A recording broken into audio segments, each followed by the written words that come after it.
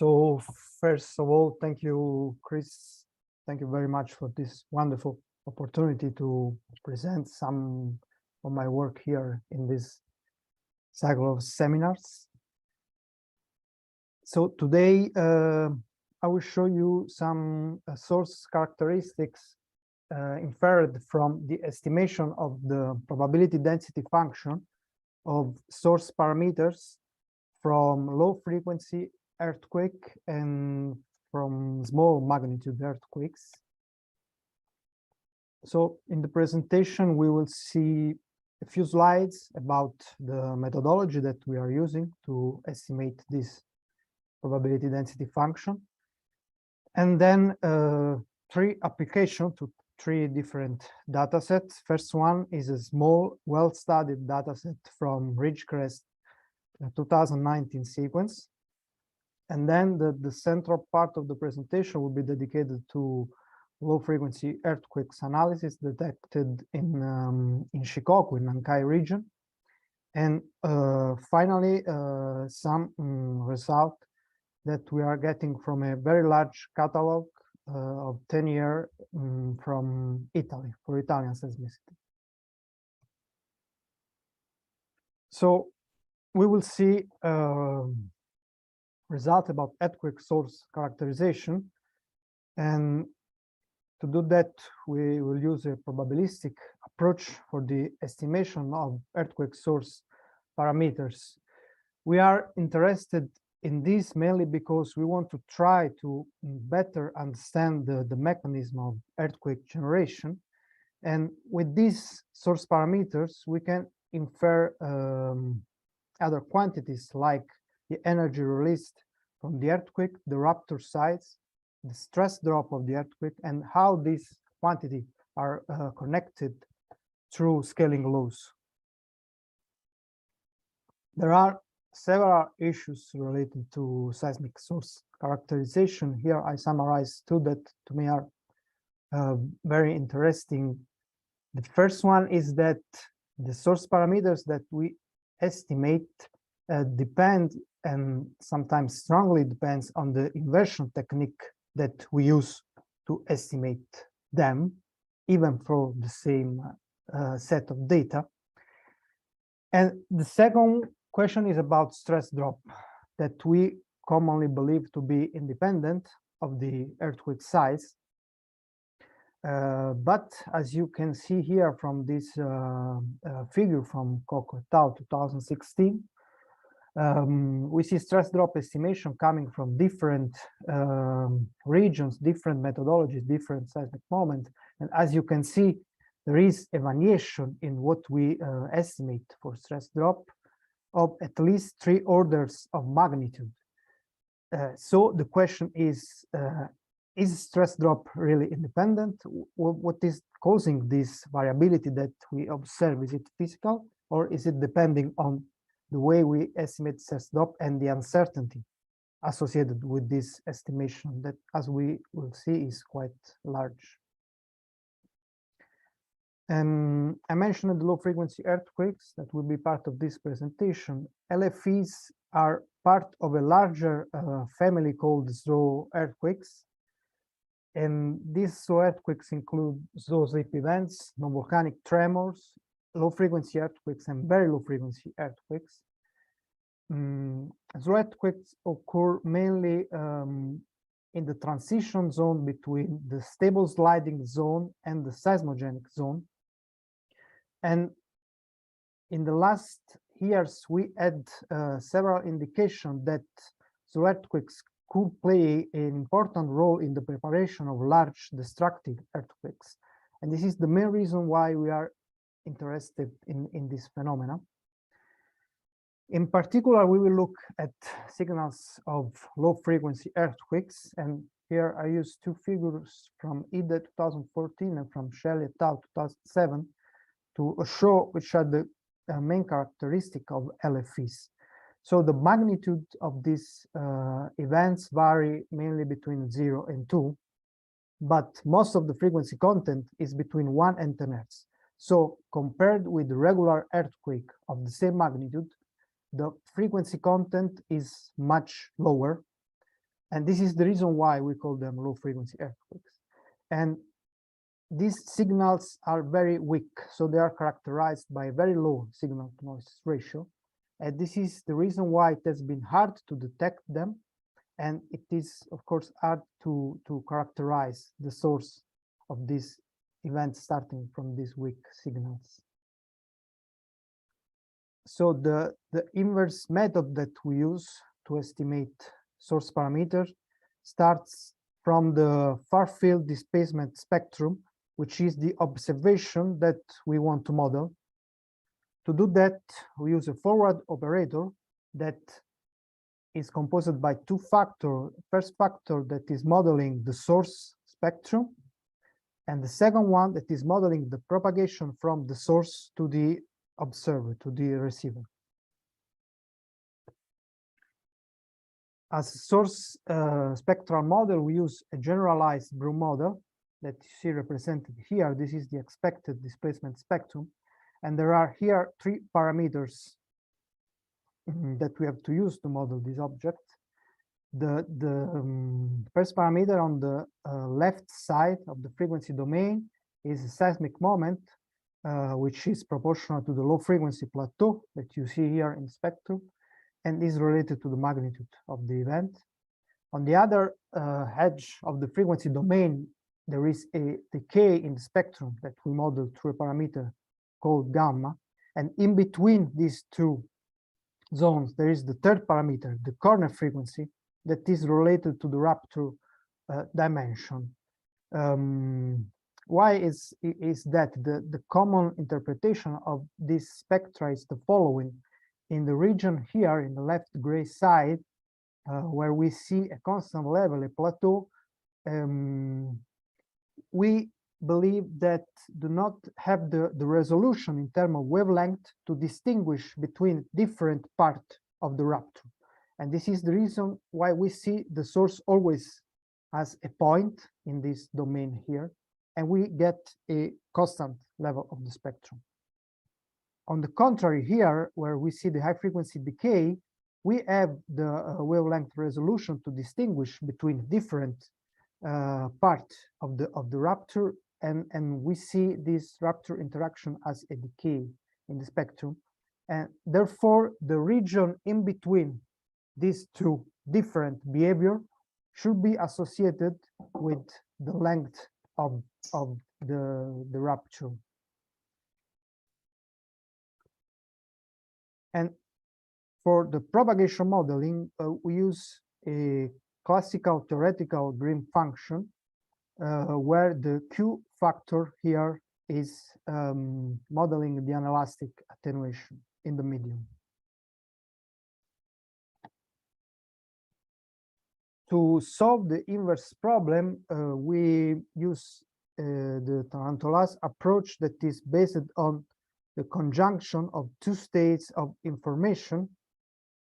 The first one is given by the a priori information on model and data space, and the second one is defined by the physical correlation between the observed data and the model predictions, so relies on the forward operator that we have just seen.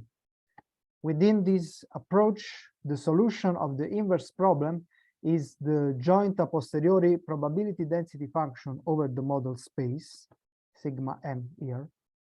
And from this object, by integration, we can estimate the marginal PDF for each parameter, and the parameter solution as the mean of the marginal PDF, and the related uncertainty as the variance of the PDF. The main steps of the methodology that we are using are briefly the following. So we start from finding the a posteriori PDF maximum M star, and to do that we use a Markov chain based global optimization technique that is called Bayesian opting. After that, we evaluate sigma m around the maximum M star, and finally we evaluate marginal PDFs and quality of a solution as we will see. So we believe that there are two main benefits within this methodology. The first one is thanks to the global optimization that we use, we hopefully are able to avoid local minima during the search for M star. And the second one is about uncertainty, because our uncertainty are estimated starting from a joint probability density function. So therefore, they are accounting for between parameter correlation and also for the limited frequency bandwidth that we have to deal with when we invert seismic spectra. So the first result that we see are coming from Ridgecrest 2019 sequence. The dataset, test set that we see here is part of this wonderful community stress drop validation group led by Baltey, Abercrombie, Tahir, and Chu. And this study is providing a common dataset, and the goal is to compare source parameter estimation on a common dataset coming from a lot of different methodologies, trying to understand something more about what I mentioned to you at the beginning. So here we analyze 55 events selected from the sequence with the catalog magnitude varying from 2 up to 4.5, and we use relocations extracted from the Wolf sequence of evaluated by Trugman in 2020 paper. And here we see an example of the estimation of source parameters. So this is the observation that we invert, the S-wave displacement spectrum. You see in green the frequency band selected for the inversion. We select this with the idea that the information coming from the signal has to be larger than the information coming from noise. And so the black box that you see here on the left is not used for the inversion, where the signal to noise ratio is more than 1.25 for each point. This means that basically here the information of the noise spectrum and the signal spectrum is the same. And so we invert these frequencies. We apply the methodologies that I have briefly described, and we estimate the joint probability density function and the marginal PDFs. You see here M0 on the left and FC on the right. And then starting from these quantities, we can evaluate source radius, which is inversely proportional to corner frequency, and stress drop, which is proportional to the ratio between seismic moment and the cube of the radius. So here with these values, we get a stress drop of 12 megapascal, assuming a source model, the source model of Kaneko and Shearer 2014 for the S waves. So a key coefficient here, which is a key parameter when you link corner frequency to Raptor dimension, which is equal to 0.26. So we get stress drop of 12 with an uncertainty of 6 megapascal, so 50%, propagating the uncertainty on M0 and FC. And then the event solution is the inverse variance weighted average of all the single station solutions that you see represented here. So these are results for the 55 events selected in this test set. You see this, the domain representing corner frequency and moment magnitude, which is proportional to seismic moment converted with Kanamori equation. And so from this, we can infer stress drop as a function of moment magnitude. And here you see that stress drop estimates are varying between mainly 0.5 and 30 megapascal. So there seems to be a trend with larger event having a larger stress drop, but we also see that smaller stress drop here have the, so smaller magnitudes have the larger uncertainty. And we can do something interesting about this result. We can compare with independent estimation. So the first thing that we can do is to compare moment magnitude with catalog magnitude that we have for these events. And you see that there is quite good agreement between the two, with the mean residual, and you see plotted here on the bottom left, close to 0. And we can also compare the stress drop estimates from this result with the stress drop estimates from Trugman work. And also here we see similar results. And what is interesting here, I believe, is that these estimates have been obtained not only with different methodologies, but also from different waves. So from different part of the signals, because we used S waves and Trugman used P waves for his estimates. And so now we will move to LFEs. The analyzed LFEs in this study are coming from Nankai subduction zone. We use the LFE catalog of Poyata et al. 2021, which has been obtained starting from 3 years of continuous record here in Shikoku region using HiNet borrow stations.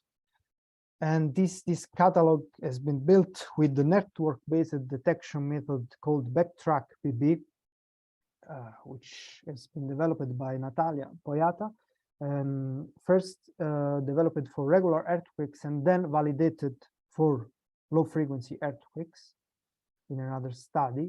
And we will see results coming from about 23,000 low-frequency earthquakes. So some details about the signals spectra and the results that we get. So we start from the raw unfiltered signal that you see represented here. We select a 4-second S-wave window and a 4-second noise window before the origin time. We get displacement spectra with Fourier transform and integration. So you see here in blue the signal spectrum, in gray the noise spectrum. We select the frequency band for the inversion, as I mentioned it before, in the same way, and we invert the spectra. We get joint PDF and marginal PDF for log M0 and fc here. And you see here plotted corner frequency, and the solution here is mapped on the spectrum. This is the uncertainty that basically we see with this approach. So for this study, we processed a very large data sets of very weak signals. And we do not want to blindly process and mix everything. So we used 2 automated quality selection criteria that were developed for the methodology and that we applied here. The first criterion is based on the use of the signal to noise ratio. So as you have seen, this signal to noise ratio is used to define the frequency domain for the inversion. And there are a few cases for which the selected frequency domain is an empty set. This means that the spectrum of the signal and of the noise is basically the same. So we don't invert this observation. And this is our main selection criterion. The second criterion is based on the use of the shape of the probability density function that we estimate. For some observation, we have an unconstrained solution, and we don't use the signals related to this unconstrained solution. Here you see 2 examples. The first one at the top is coming from a spectrum with a very limited frequency bandwidth. And this results in a, I would say, slightly unconstrained solution for seismic moment. And we are not using this kind of solution. And also we can have a different case where the frequency band is large for the standard that we have with these signals, but the corner frequency is very close to the edge of the explored frequency domain. And also these result in an unconstrained solution that here is strongly unconstrained. And also there is a third case about this PDF shape, which is related to the fact that, of course, in an automatic detection of these weak signals, there could be some wrong detection of regular earthquake that we process. And for these signals here, we have an expected corner frequency, which is larger than 50 Hz and is larger than the maximum frequency that we are inverting. So the probability density function is pointing to a maximum closer to this high frequency region, but we don't have the observation here, so the PDF is unconstrained, and we are also rejecting this kind of signals. Mariano, it's Chris. Just a quick clarification. So you're showing us these examples that look like there's really a lot of noise. Signal to noise is quite low. Yeah. So is this the technique that you use to kind of apply some kind of lower cutoff for the magnitude? These magnitudes look like they're sort of what, 0.5 or something. No, this is the data that we have, that so LFE's magnitude is maximum observed is around 2. So it's, if you want, a characteristic of LFEs that is rare to have a high signal to noise ratio. So it's all the spectrum that you see plot here, it's just observation. Yeah, I see. Okay, thank you. So we started from this raw catalog in red, and we selected the catalog that you see plotted in green, which is almost 20% of the raw automated catalog. And so first result that we see is about the scaling between seismic moment and corner frequency. So first result that we have is that we are observing typical values for low frequency earthquakes. So corner frequency varying between 1 and 10 Hz, and seismic moment varying between 10.5 and 12.5. Now you see that there is a scaling on this plot between corner frequency and seismic moment. So to estimate the scaling slope, we try to take advantage of the huge number of observations that we have in 2 decades of seismic moment. So we use bin averaged estimates with a minimum number of events per bin here that is larger than 100 and maximum close to 2000.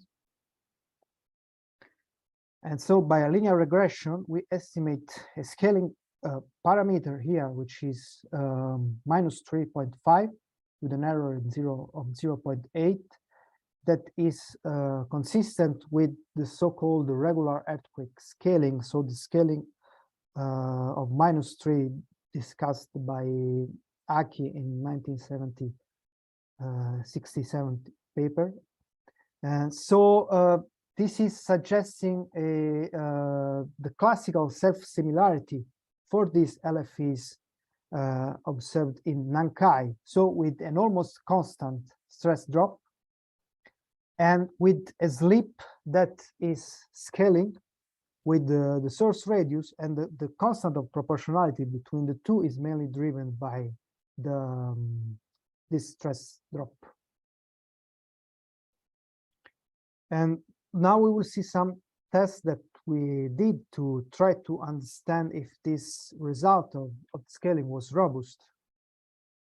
So first thing that I show you here is the variation of the scaling parameter in time. So during the 3 years analyzed, you see that plotted as an orange line.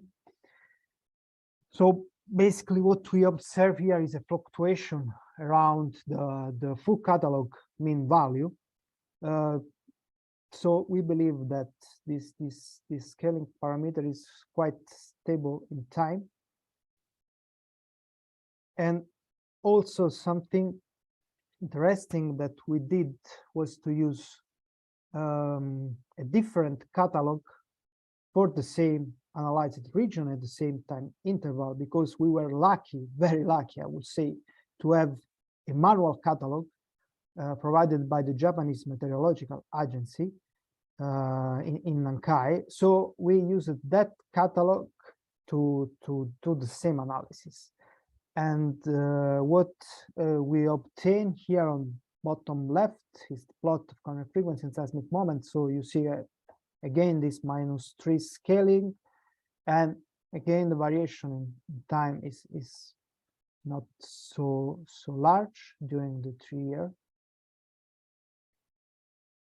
And with this same comparison between the two catalogs, we were actually also able to discover some contamination in our automated catalog that I will show you here. So the original catalog was built during 4 years, from 2013, including 2016 here. But you have seen up to now result of 3 years. Why is that? Because when we did this comparison, we saw that in the scaling parameter variation in time, we had two quite large peak of the scaling parameter that went close to 6 here and here. And in this time period, there were two large earthquakes of magnitude 7 and 6.6 that were distant 200 kilometers from the region that we were investigating. When we looked at the same variation in time for the JMA catalog, so the manual catalog, we could not find something similar. And so what we did was to visually inspect the events belonging to this window to try to understand something more about these. And so here on the bottom left, you see the plot of corner frequency and seismic moment for that window. And these red points that you see here are somehow anomalous results with the anomalous high corner frequency compared to the other window, time window analyzed. So we have this corner frequency larger than 2, which are quite anomalous. And when we looked at the signals, we found that 70% of them were false detection.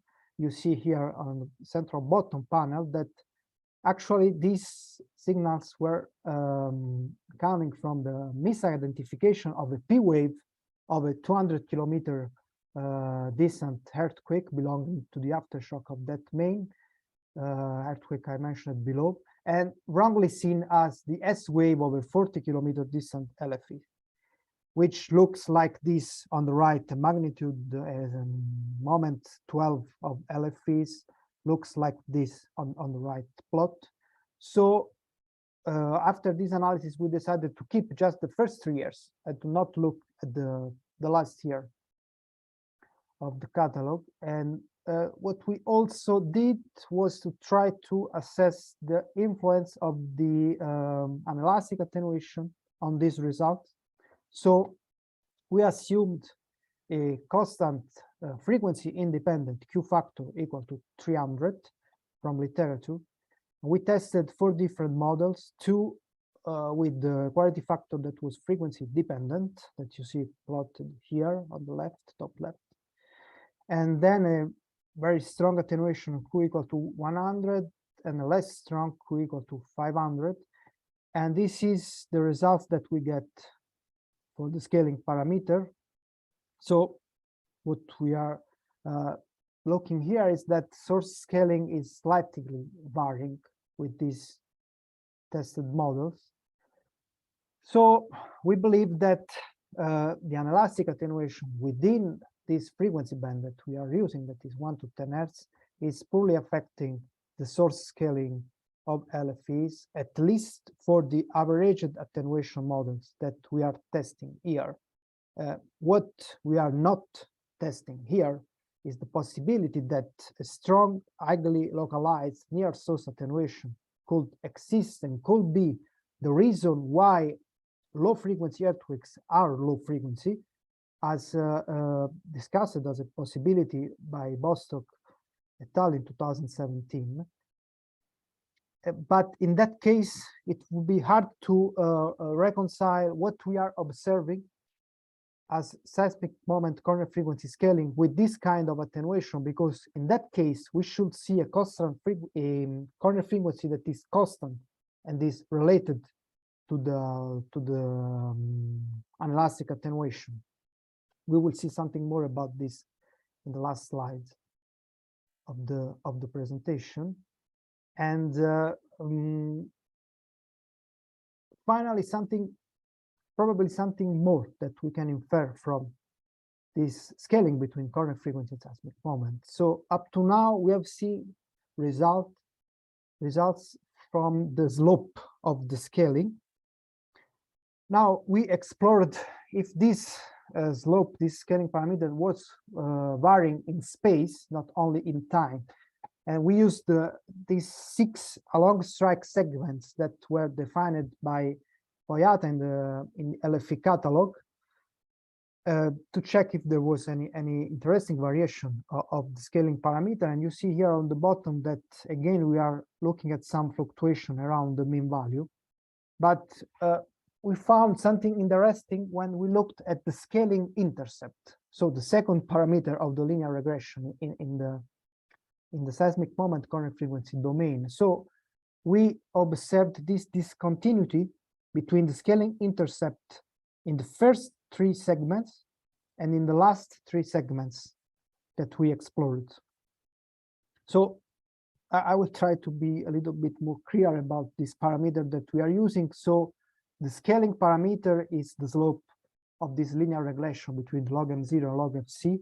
The scaling intercept that I'm talking about here is the second free parameter of the linear regression. Now, this scaling intercept is related to the stress drop and to the rupture velocity. And the discontinuity that we see here is interesting also because it's related to this gap that we see in the distribution of the hypocenters of LFEs in Shikoku Island. And so maybe the discontinuity is related to something changing in stress drop or rupture velocity, or both. That could be related to the observed gap in the hypocenters, and this gap is always there. If you look at catalogs coming from Tremors, from JMA, not only this catalog from Natalia, the gap is there. So this could be something interesting, and also an interesting way to try to extract more information from the scaling. And what we will see here is a comparison with some of the recent observation related to slow earthquake scaling properties. So here we see in this plot the probability density function of the scaling parameter.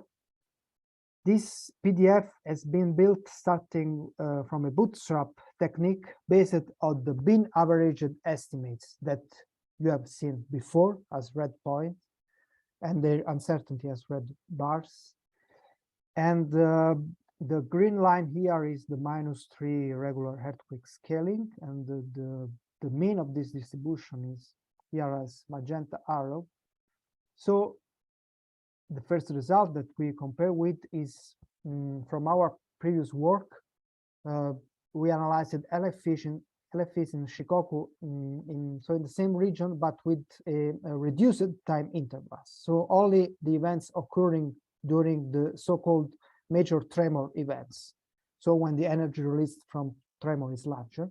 And what we observed in that work was something similar to here. And this plot here is going up to 10 as a scaling parameter because there were two different results about scaling coming from LFEs from two different regions. So Mexico by Farge et al. And Cascadia by Bossak et al. That obtained this scaling parameter close to 10. So from what we are observing here in Nankai, the probability of having a scaling larger than 7 is very, very small. As you see here, it's less than 0.001. So these results are indeed different. And there are also some results coming from the scaling of slow slip events from these two regions, so Mexico and Cascadia again, that are close to the -3 scaling that we get in Shikoku. So, of course, at least related to LFEs, the question is why we are obtaining this different result. So, possibilities that we should explore probably is that the fact that the events are detected with different detection techniques. So in Shikoku, we have a catalog coming from network-based detection, and in Mexico and Cascadia, events are detected using template matching. Also, there is the possibility that difference is coming from the different methodology that we use for corner frequency estimation. So in Shikoku, we have PDF from spectral inversion, and these other two works are using instantaneous frequency in time domain. And then, of course, there is the possibility that this difference is related to the fact that there is a different low frequency behavior in different regions. So last results that we will see are about event size distribution of low frequency earthquakes.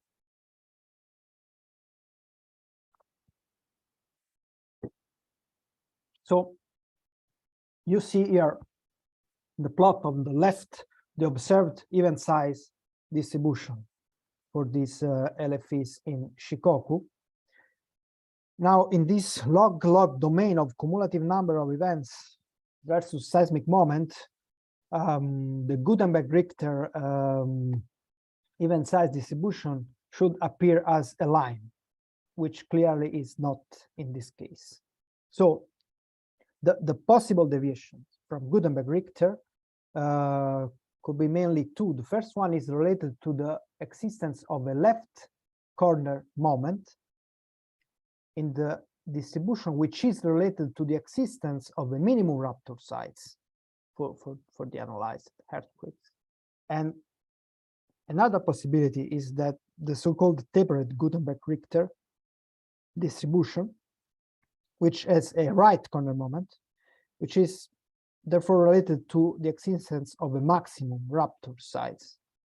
And there is this very nice paper, Kagan 2002, which is analyzing all of this in details.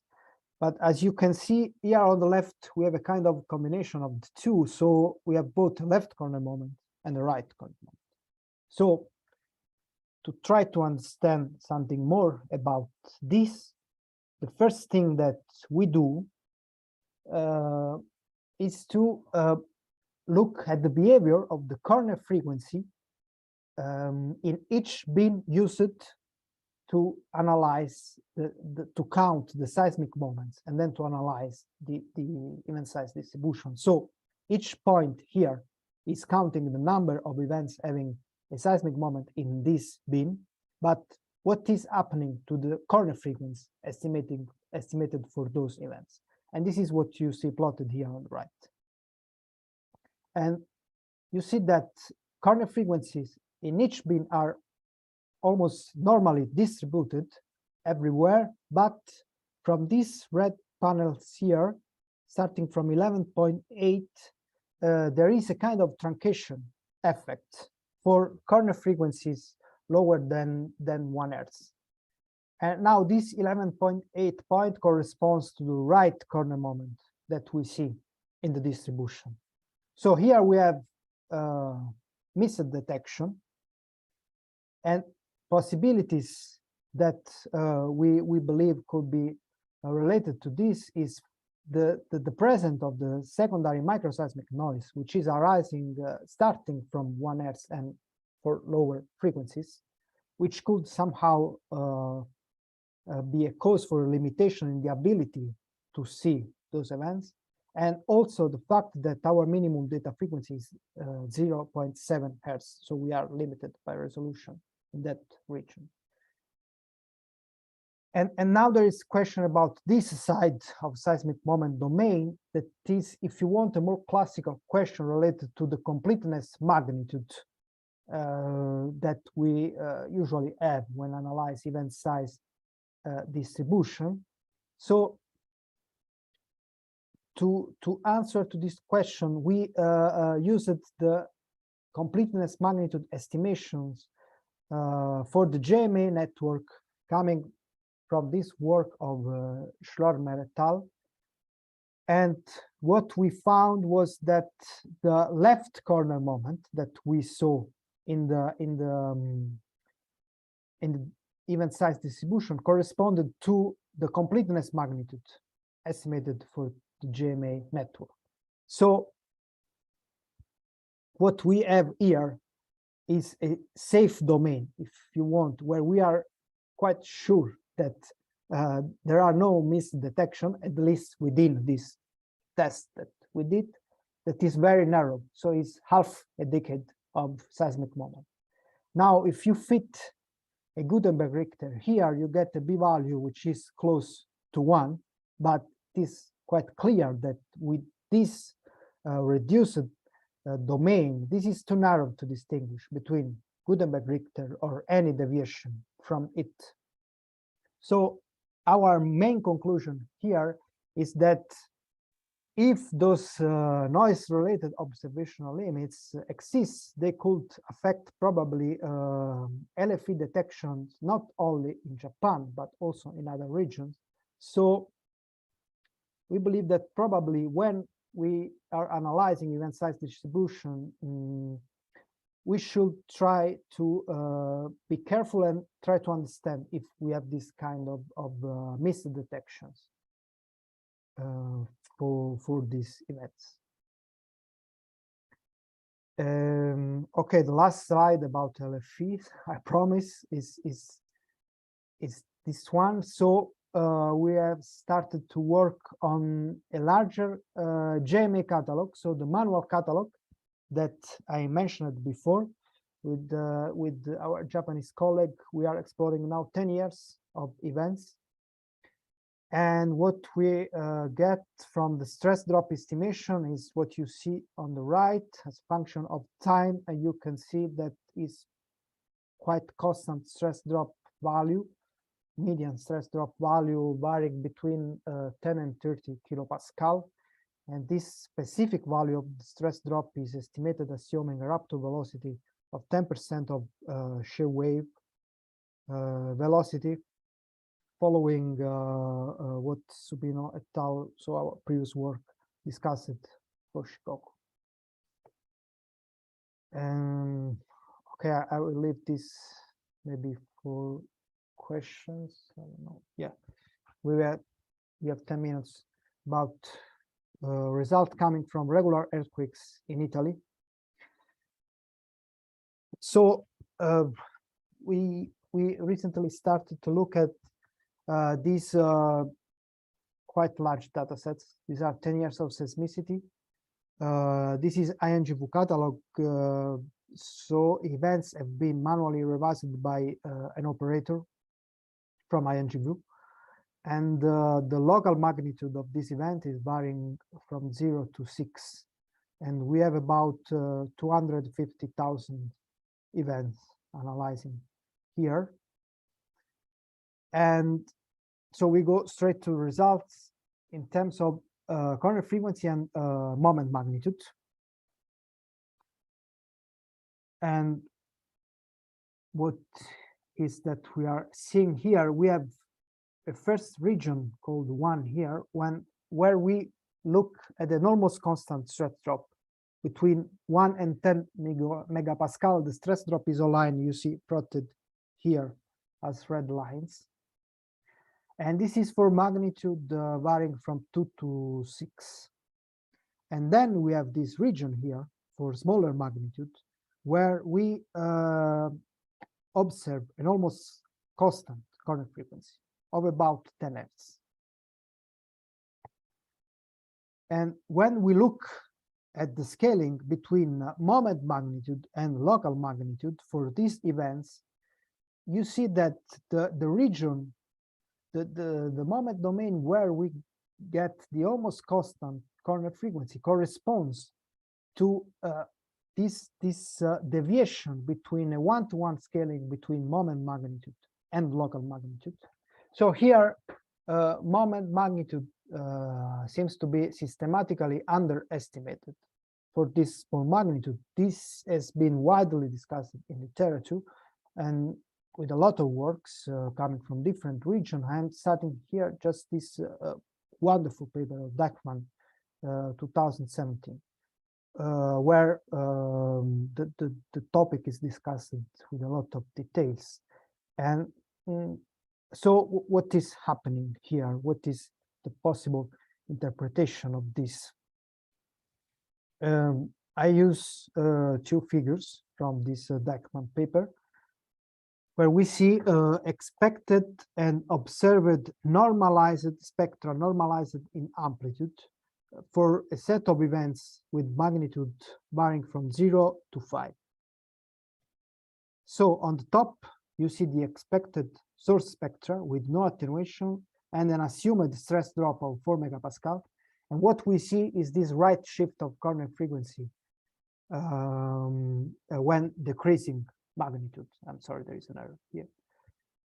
And this is the classical set similarity that we expect to observe in spectra when we have a constant stress drop. And then for the observed spectra, what we see is that all the observed spectra collapse on the same line for moment magnitude lower than 2 and for expected corner frequency larger than 10 Hz. This is what we are looking at here in this other representation.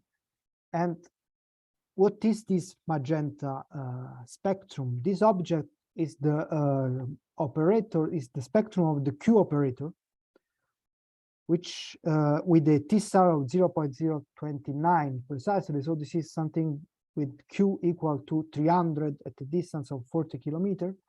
And this has a corner frequency of close to 10 Hz. So the interpretation here is that the corner frequency that we are estimating is an apparent corner frequency that is related to the anelastic attenuation low-pass filter and is indeed the cutoff frequency of the low-pass filter. And this is the reason why it's not scaling with the source. Now, how is this relating to the underestimation of the local magnitude, or if you want it, to this deviation from a one-to-one scaling? First thing to notice is that this apparent corner frequency is lower than expected. So it corresponds to an apparent higher duration. Now we have that the total displacement integral, which is proportional to the product of amplitude and duration, is conserved by definition after a low-pass filtering. So this means that observed signals should exhibit an apparent amplitude also, which should be lower than expected. I'm talking about the maximum amplitude here, of course, to compensate the apparent larger duration and to keep conserved the total displacement integral. Now, if so, there are two consequences. The first one is that local magnitude that is proportional to maximum amplitude is underestimated. And the second one is that seismic moment that is proportional to displacement integral is not affected by this. And so this is the reason why we see this this deviation. Now, what could be an interesting consequence of this is that now we have this new generation of very large earthquake catalogs building in recent years, where the completeness magnitude can be lower than 2 and also much lower than 2. So when we want to analyze statistical feature of those catalogs, of course, event size distribution is the first one can think about.